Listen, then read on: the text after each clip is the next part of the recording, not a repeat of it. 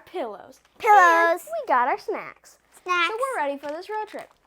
But we want to know, are you? Be sure to like, comment, or if you're watching on YouTube, please subscribe. And don't forget about the free study guide in the comments. So, we're ready for this road trip, and you probably are too. So, come on, everybody. Hey everyone, Hey. welcome back to day, what is it, 3? I think so. Day 3 of our study, road trip. Thanks for jumping in the car with us today. And we're just kind of parked under the trees, hanging out for a little bit so we can spend time with you. Got the whole family today. Hope you enjoyed yesterday talking about Jonah. Joseph, and then Jonah. Yeah. And though it's a fish story, it's not a fish story. That really did happen, just so you'll know.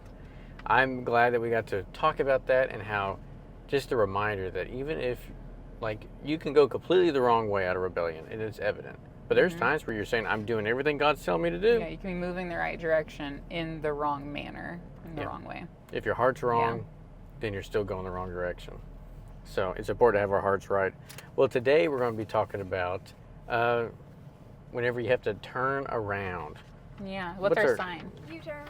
U-turn. U-turn. What are we tuning into? What's on the radio? Luke 2. Luke Luke 2. 2. So this is exciting, guys. Get ready. There are 11 verses today, not chapters. It's so short today, so. We say that it's going to be another 25-minute I don't video. know. We're going to see, you guys know us. But what I do want to say is, have you ever, this is the question, have you ever got down the road so far and then realized, oh no, Yeah.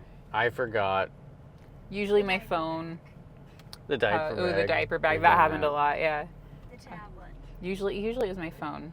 Phone, yeah. Yeah. And when I was working, we had to have our phone to like clock kids in, so that was like a big problem. Yeah. Yeah. You can forget so many things when you leave. And there's times like I've went to camp with the kids and I'm like, oh, I forgot a Bible. And it's like, what a terrible. You're like, that's obvious. That's when I didn't go back for though. Like, we'll just have to do without. And there's times you do without, but there are some things you just cannot do without. Like you have to go back and get it, like snacks. That's what we just keep with this little compartment here is full of snacks. Our little glove box there. So that's gonna be our question to you all: is have you ever left something, and if so, what was so important that you had to turn around and go back and get it? And so we're gonna read today about that, and it's just the worst I forgot it and I have to go back and get it story I ever. think it gets worse than this. Yeah. No, I think this is it. Okay. Luke chapter 2. Verse 41. I'm just going to read it, and you just stop me whenever you want to. Okay. I'll just stop you. Okay.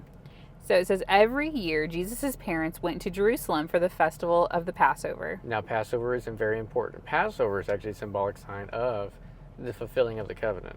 And what I mean by that is whenever the last day of whenever Passover happened, it was about a lamb's blood being spilled, so all the firstborn would be saved. He would change places with them. Yeah. Well, because Jesus came as that lamb later on, you can see that through his crucifixion, because he took the place of being the sacrifice, we are redeemed as firstborns. Because when Christ died, he died that we would change places with him on the cross.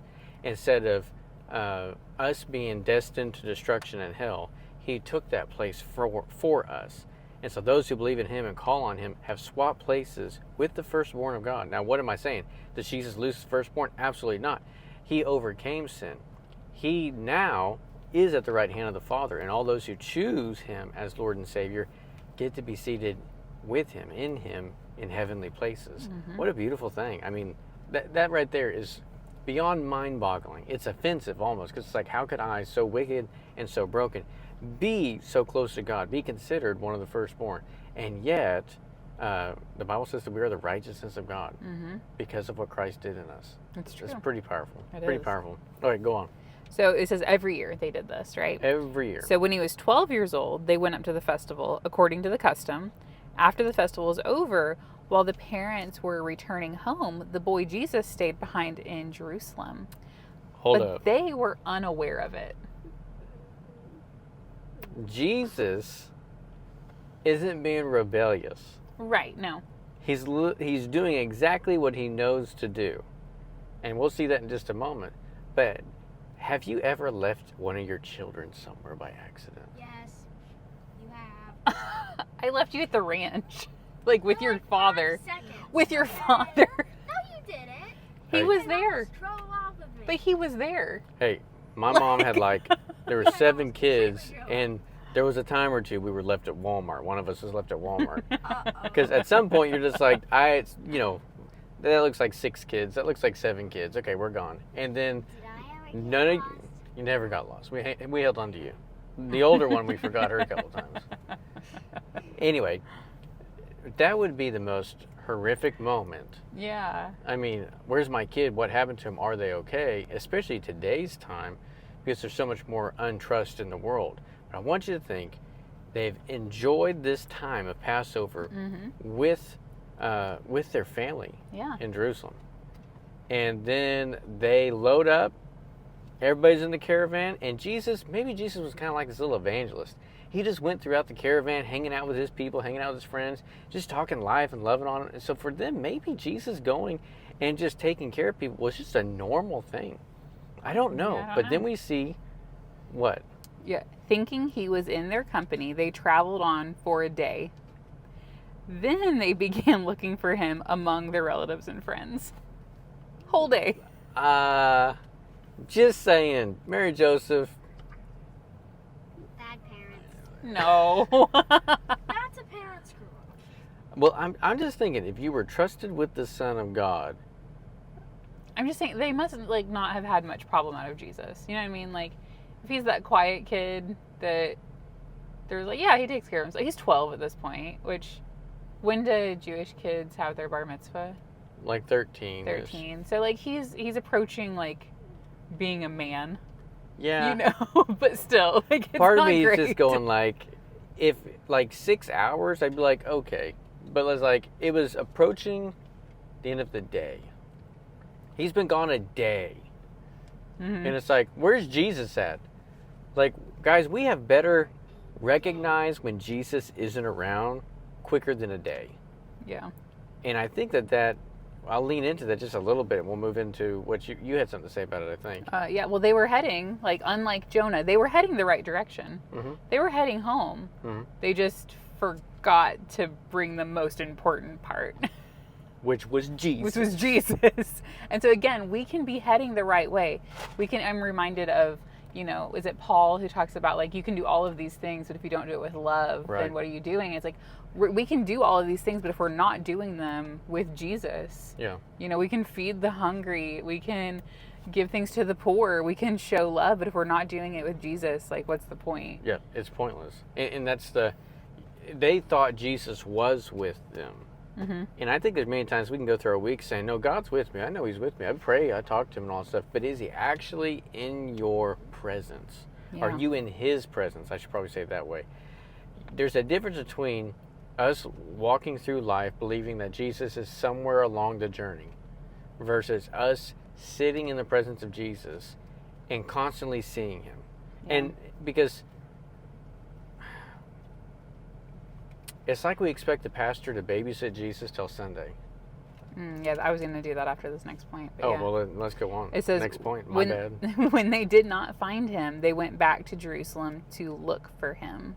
And after 3 days, they found him in the temple courts, sitting among the teachers, listening to them and asking them questions. Now, let's go back to the first part of that. Mm-hmm. Then they realized he wasn't among them, Mm-hmm. and they went back to Jerusalem. Yeah.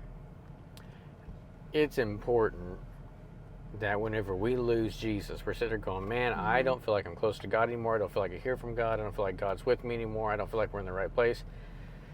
To even mentally, emotionally, whatever it is, go back to the last place you had him Yeah. and say, God, where did I go wrong from here? And it's not that God is stuck back there, but it may be that he was saying, I'm not moving from this place until you learn a lesson or until something's shown to you. I'm not going to move here. Remember, he tells the disciples, he says, tarry in Jerusalem Yeah. until the Spirit comes upon you. There's a place where God sometimes says, I don't need you to move from here. I need you to stay right here for a little while until something comes. Yeah. And so Jesus is back in Jerusalem. And, I mean, what do you think the first place was that they looked? I think they went to where they were staying. Yeah, they probably went to, if they had family or friends in the area, it's probably where they went first. Yeah. And I Yeah. remember at this time, it's a Roman occupied place. Yeah. It's not like it's this. They're sitting there going, "What if he's been taken? What if?" I mean, you could think of all the most horrific things because human slavery is still a thing then. And it's like, what could have happened to my child? Where could they be? I imagine they're losing their minds. Right. And then who do you ask for help? Do you pray to God and tell him, "God, we lost your son"? I mean, God knows though, right? Like Mary knew that God Yeah, knew. but like, do you sit there I'm like, sure she was praying, and God- God was like, "Slow your roll." Like, it's "God, I okay. lost your son"?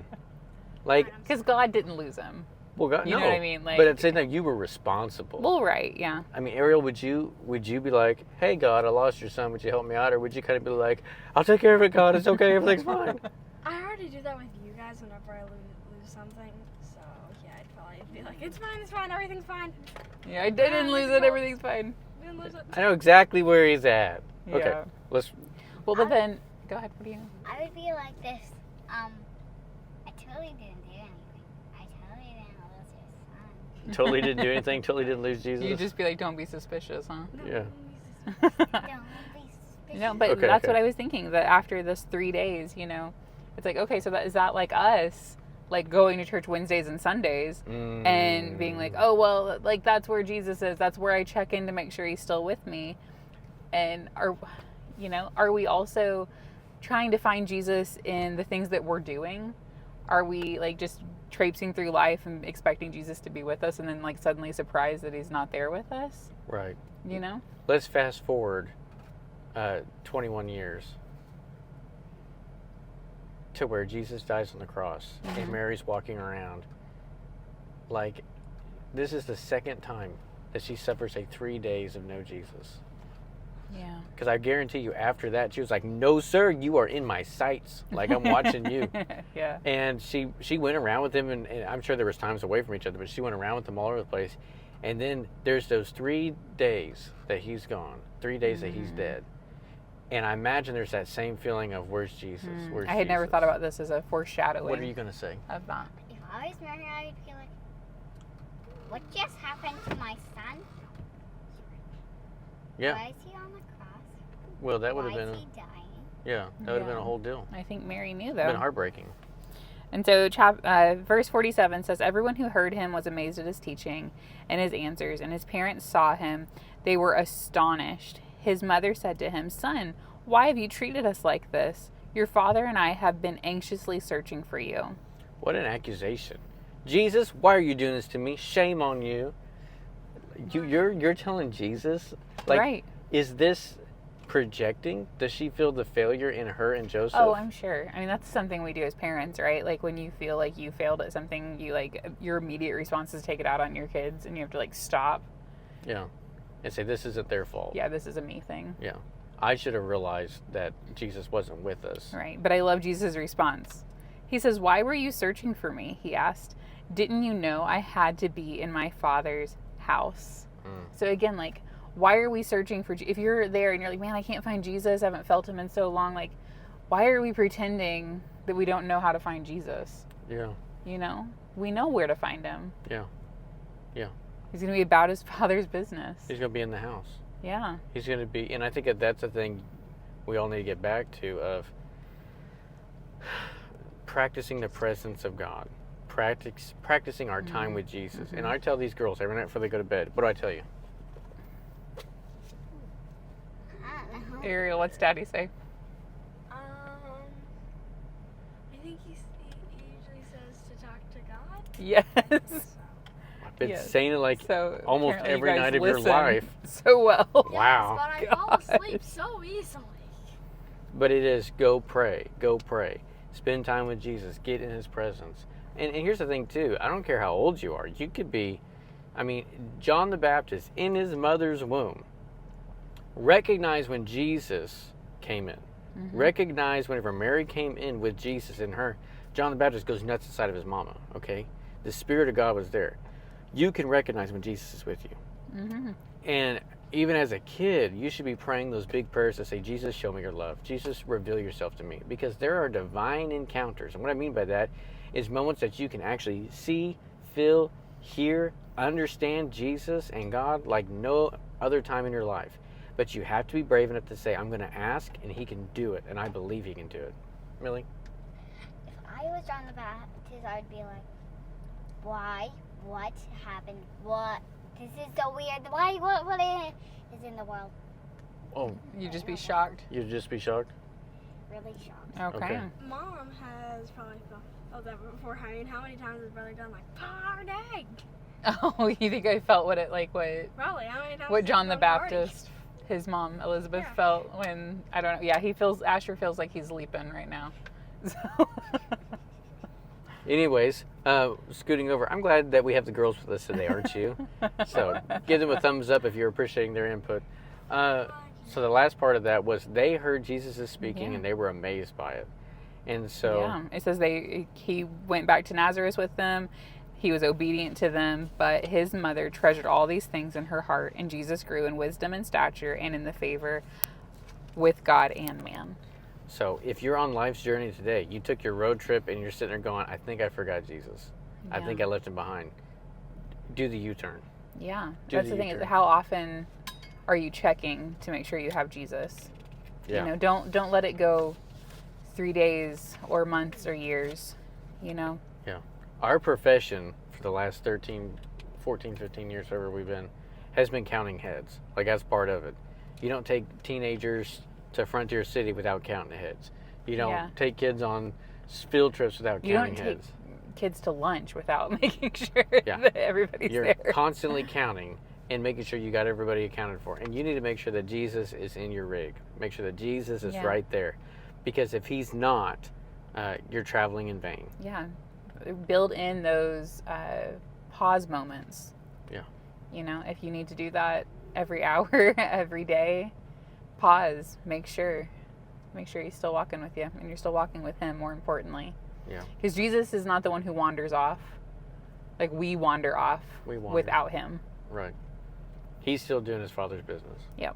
So let's do that because we're co-laborers with Christ. We should be doing the Father's business. Even right. if it doesn't make sense to us, even if we don't agree with it, even if it doesn't look like it provides or gives us what we need or looks fun, we need to be doing what Jesus is doing. So make sure he's with you in your rig. That's right. Told you we could turn this into a 20-minute video if we're not careful. So amazing. How many verses? 11 verses? 11 verses. And we're 17 minutes. So Yeah. all right, girlies, it's time to say bye to everybody. Bye. What's this a picture Bye. of? Mary leaving. Jesus. In her car. Mary leaving Jesus in her car. Wrong caravan. All right. We'll talk to you all Bye, later on. guys. See you tomorrow.